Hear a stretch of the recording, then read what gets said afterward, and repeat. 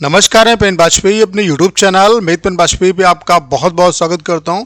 ये video SSC CGL 2022 के उन सभी एस्पिरेंट के लिए बहुत ज़्यादा हेल्पफुल होने वाला है जो टियर 2 एग्ज़ाम यानी कि मेंस की प्रिपरेशन कर रहे हैं। तो मेंस की क्या स्ट्रेटजी होनी चाहिए, किस तरीके से आपको पढ़ना है, कितना पढ़ना है, क्या छोड़ना है, किस बुक से पढ़ना है, वो सारा कुछ आपको मैं यहाँ पे बताने वाला हूँ। और 320 प्लस स्कोर आप इजीली कर सकते हैं। किस माइंडसेट से प्रिपरेशन करनी है, क्या टारगेट बनाना है 320 प्लस स्कोर करने के लिए, वो सारा कुछ आपको बताऊँगा। तो ये वीडियो जो है वो उन सभी एस्पिरेंट के लिए जो किसी का पेड कोर्स नहीं ले सकते, उन सभी के लिए बहुत ज़्यादा हेल्पफुल होगा। हाँ, एक बात और कहना चाहता हूँ कि अगर आप सीरियस हैं तभी आप इस वीडियो को देखिए, अदरवाइज़ आप स्किप करके जा सकते हैं। पेड कोर्स मैं किसी का सजेस्ट नहीं करना चाहूँगा, क्योंकि पेड कोर्स लेने से आप दूसरे के अकॉर्डिंग चलते हैं। आपको बस क्या है कि आपने अगर टियर 1 एग्ज़ाम में अच्छा किया है, टियर 1 आप एग्ज़ाम आराम से क्वालिफाई कर लेंगे। आपके अंदर अंडरस्टैंडिंग एसएससी की है, पूरे सिलेबस को आपने अच्छे तरीके से समझा है।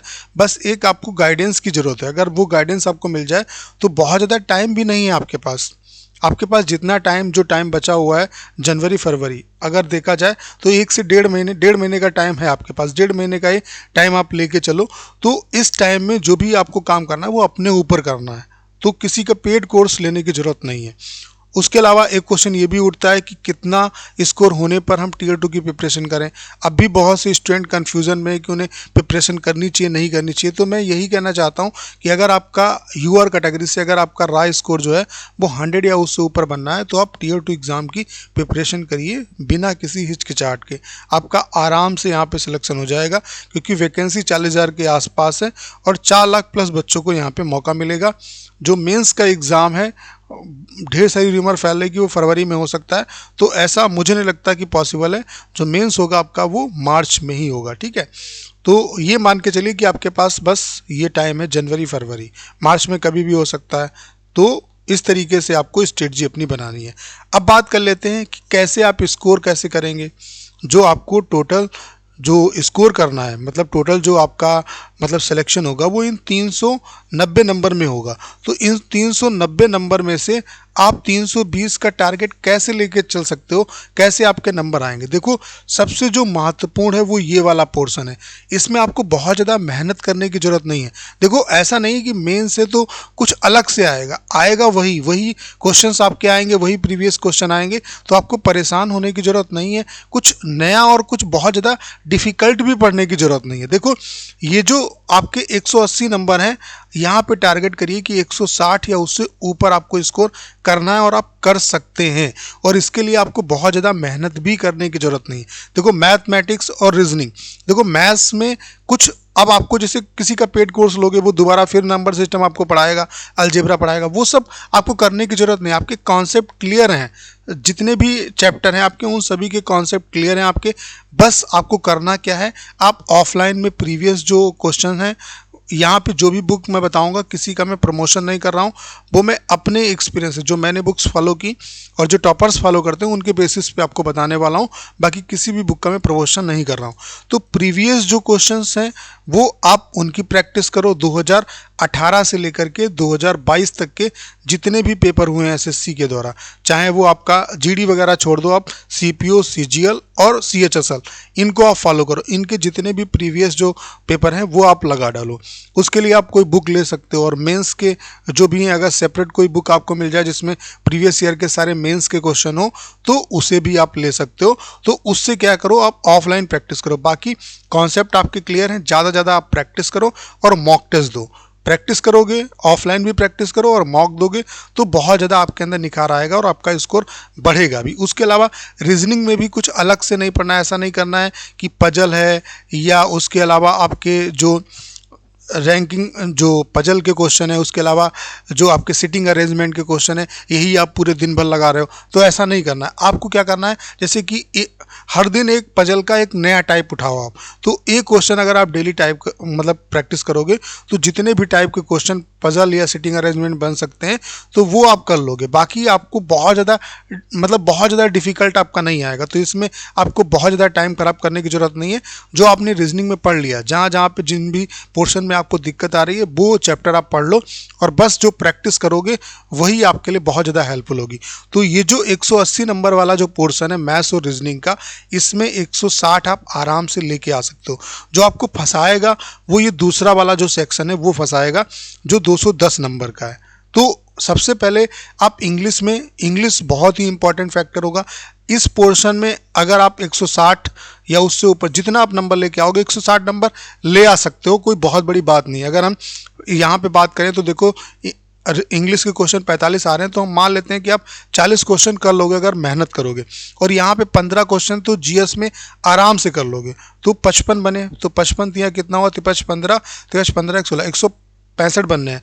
तो हम मान लेते हैं कि कुछ थोड़ा बहुत और कम हो जाता है तब भी 160 नंबर लेके आओगे तो टोटल 320 बन गया। 320 में आपको जो चाहोगे वो पोस्ट मिल जाएगी। अब कैसे करना है, देखो जीएस के लिए आपको क्या करना है, जो पुरानी आपकी स्ट्रेटजी चल रही थी वही आपको उसी पे काम करना है। मैथ्स के लिए मैंने बता दिया कुछ नया नहीं पढ़ना है, बस प्रीवियस जो क्वेश्चंस हैं उनको सॉल्व करो। जो आपके कॉन्सेप्ट मान लेते हैं किसी चैप्टर के क्लियर नहीं है उनको क्लियर करो। बाकी किसी का कोर्स इसलिए नहीं कह रहा हूँ क्योंकि कोर्स में सब कुछ वही पुराना पढ़ाते हैं, आपको वही चैप्टर पढ़ाएंगे। तो आप क्वेश्चंस करो, प्रीवियस ईयर क्वेश्चन करो ज़्यादा और मॉक टेस्ट दो। मॉक आप किसी के भी दे सकते हो, ठीक है, वो आपकी चॉइस पे डिपेंड करता है, ठीक है।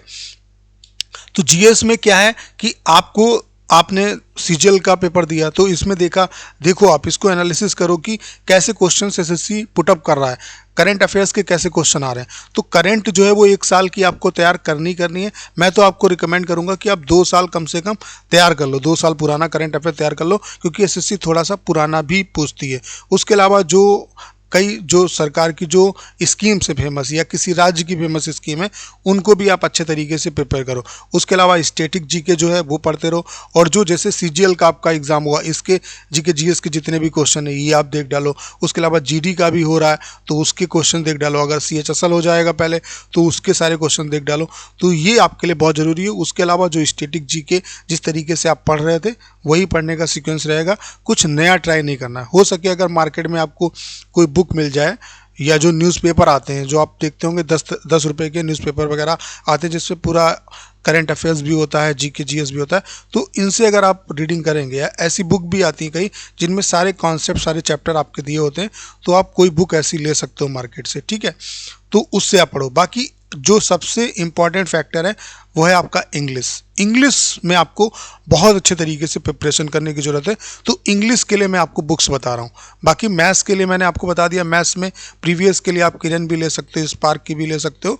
प्रीवियस ईयर ही आपको लगाना है, कुछ नया ट्राई नहीं करना है। ऐसा नहीं है कि आप मतलब कैट वगैरह के क्वेश्चन लगा रहे हो, उतने क्वेश्चन हार्ड लगाने की जरूरत नहीं है। ज़्यादा प्रीवियस लगाओ, प्रीवियस एक भी नहीं छूटने चाहिए। सीपीओ के पेपर लगाओ, आप सीजीएल के लगाओ, 2018 से लेकर के 2022 तक के लगा लोगे, आपका काम हो जाएगा। इंग्लिश में क्या करना है, इंग्लिश में 3 चीज़ें हैं। एक तो आपका ग्रामर का पोर्शन है, दूसरा आपका वोकैब का पोर्शन है, और तीसरा आपका रीडिंग का पोर्शन है, और चौथा है आपका प्रैक्टिस। ये ऑफलाइन भी करनी है और ऑनलाइन भी करनी है। देखो ग्रामर के लिए आपको जो मैं रिकमेंड करूँगा, ग्रामर के लिए आप मिरर ऑफ कॉमन एरर एक बुक आती है, उसको आप अगर अच्छे तरीके से मिरर ऑफ कॉमन एरर, अगर ये बुक जो है आपने अच्छे तरीके से इसको पढ़ लिया, जितने भी मतलब एरर के जो भी आपके क्वेश्चन आए, चाहे वो पीओ में आए हों, किसी जो भी एग्ज़ाम, एसएससी का एग्ज़ाम, सीएचएसएल, जितने भी एग्ज़ाम है वो सारे इन्होंने एक्सरसाइज भी दे रखी है और रूल्स भी दे रखे हैं। रूल्स बहुत अच्छे तरीके से दिए और हर एक रूल्स के बाद उसकी एक्सरसाइज भी दी है।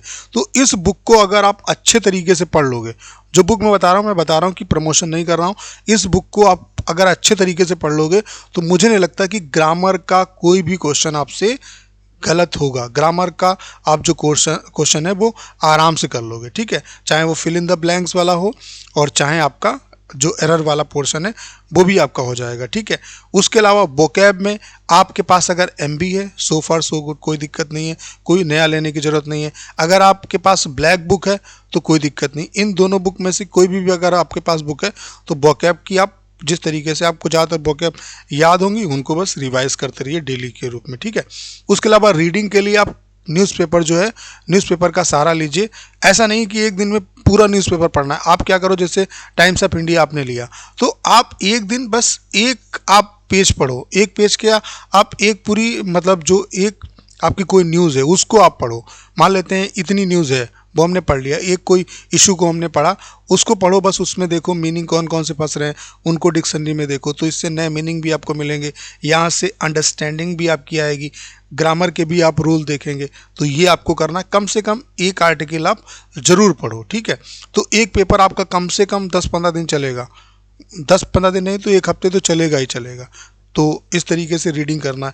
उसके अलावा प्रैक्टिस करनी है। इसके लिए आपको क्या करना है, जो नीतू मैम की जो बुक है आपकी वॉल्यूम 1 और वॉल्यूम 2, इन दोनों बुक को आपको बहुत अच्छे तरीके से लगाना है। अगर आपके पास MB है तो MB में जो आपके पैसेज मिलेंगे, कंप्रिहेंशन जो है, उसके अलावा क्लोज टेस्ट हैं, उसके अलावा जितने भी आपके PQRS हैं, डायरेक्ट इनडायरेक्ट हैं, तो इन सब की प्रैक्टिस भी करो। बाकी मिरर ऑफ कॉमन एरर में आपके सब प्रैक्टिस हो जाएंगे, एक्टिव पैसिव इन सब की प्रैक्टिस हो जाएगी। तो नीतू मैम की जो वॉल्यूम 1 और वॉल्यूम 2 है, दोनों की जो एक्सरसाइज हैं उनको आप रूल्स भी पढ़ लो, पहले मिरर ऑफ कॉमन एरर पढ़ो। इससे क्या है, आपका कॉन्फिडेंस बूस्ट होगा। फिर नीतू मैम की बुक पढ़ो और फिर एक्सरसाइज सारी लगा लो। बस इतना ही आपको करना है, इससे ज़्यादा कुछ करने की ज़रूरत है ही नहीं। मिरर ऑफ कॉमन एरर पढ़ोगे, नीतू मैम की वॉल्यूम 1 और वॉल्यूम 2 को अच्छे तरीके से पढ़ो, उनकी जितनी भी एक्सरसाइज है उनको आप कर डालो। बाकी जो अगर आपके पास ब्लैक बुक है तो ब्लैक बुक, सो फार सो गुड। अगर आपके पास MB है तो MB से करो। बाकी आप रीडिंग करो और ज़्यादा मॉक टेस्ट दो, बस इतना आपको करना है। आप आराम से इस एग्ज़ाम को क्वालिफाई कर लोगे। मिरर ऑफ कॉमन एरर जरूर पढ़ लेना, आपकी अंडरस्टैंडिंग बहुत अच्छी हो जाएगी। और न्यूज़पेपर अगर इतना भी आर्टिकल आप पढ़ते हो, एक आर्टिकल भी पढ़ते हो, तो उससे आपको बहुत कुछ सीखने को मिलेगा। बाकी डेली आप ऑफलाइन भी, जैसे PQRS है तो PQRS भी मान लेते हैं किसी दिन CHSL के उठा लिए, CGL के उठा लिए, कोई भी पेपर आप प्रीवियस का उठाओ, उसको करो आप, ठीक है। या इसके लिए पार्टिकुलर बुक मैं नहीं सजेस्ट करूंगा, कोई लो। MB अगर आपके पास है तो उसमें मिल जाएंगे आपको, ठीक है। बाकी नीतू मैम ने भी अपने वॉल्यूम जो 2 है उसमें सब कुछ दिया हुआ है, तो उसकी ज़्यादा ऑफलाइन भी प्रैक्टिस करो और ऑनलाइन भी प्रैक्टिस करो। बस इतना करना है, मैं दावे के साथ कह सकता हूँ आप बहुत बेहतर एग्ज़ाम में करके आएंगे। और जो भी बच्चे जो अभी भी सोच रहे हैं कि प्रिपरेशन करनी चाहिए नहीं करनी चाहिए, देखिए प्रिपरेशन करिए। अगर इस बार बाय चांस नहीं हो पाता आपका, तो 2023 का भी आपका जो कैलेंडर है वो पूरा आ चुका है, तो ये मेहनत आपकी वहाँ पे काम आएगी। तो इस तरीके से आपको स्ट्रेटजी बनानी। बाकी किसी का पेड कोर्स मैं तो नहीं कहूँगा आपसे कि लीजिए, जो टाइम आपके पास बचा हुआ है इसे अपने ऊपर दीजिए। कम से कम 8 से 10 घंटे प्रिपरेशन करो और बहुत ज़्यादा फालतू की वीडियो वगैरह मत देखिए, पढ़ाई पे ज़्यादा फोकस करिए। चाहे कितना भी अच्छा मैं आपको बता दूं, यही स्ट्रेटजी है, यही सब आपको बताते हैं, लेकिन आप इम्प्लीमेंट तो करिए, इम्प्लीमेंट करिए, अपने ऊपर भरोसा रखिए और ईमानदारी से पढ़िए, आपका सिलेक्शन 100% होगा। तो मेरी तरफ से आप सभी को ऑल द बेस्ट। आप बहुत अच्छे तरीके से प्रिपरेशन करिए। बाकी जो भी अपडेट है SSC के एग्ज़ाम के रिगार्डिंग, चाहे वो CHSL हो, CGL हो, उस सब की अपडेट मैं आपको देता रहता हूँ। उसके अलावा जो प्रीवियस जो 2022 के जितने भी शिफ्ट में आपका CGL का एग्ज़ाम हुआ, उसके मैथ्स के क्वेश्चन मैं आपको करा रहा हूँ बहुत अच्छे तरीके से, तो उनको भी आप देखिए, उससे आपको बहुत कुछ सीखने को मिलेगा। उसके अलावा मैथ्स के एक ही वीडियो में पूरा जो चैप्टर है उसकी भी क्लास बहुत जल्दी मैं लाने वाला हूँ, उससे आपको बहुत ज़्यादा बेनिफिट मिलेगा, आप उससे रिवीजन कर पाओगे, तो इस सब से आपको फ़ायदा मिलेगा। बाकी पेड कोर्स आप किसी का मत लीजिए, जो मैंने आपको बताया उतना पढ़िए, आराम से आपका सिलेक्शन हो जाएगा। तो करना क्या है, इस वीडियो को ज़्यादा शेयर करना है। उसके अलावा अगर आप चैनल पर नए हो और आपने अभी तक इसे सब्सक्राइब नहीं किया है तो प्लीज़ चैनल को सब्सक्राइब करना मत भूलिएगा।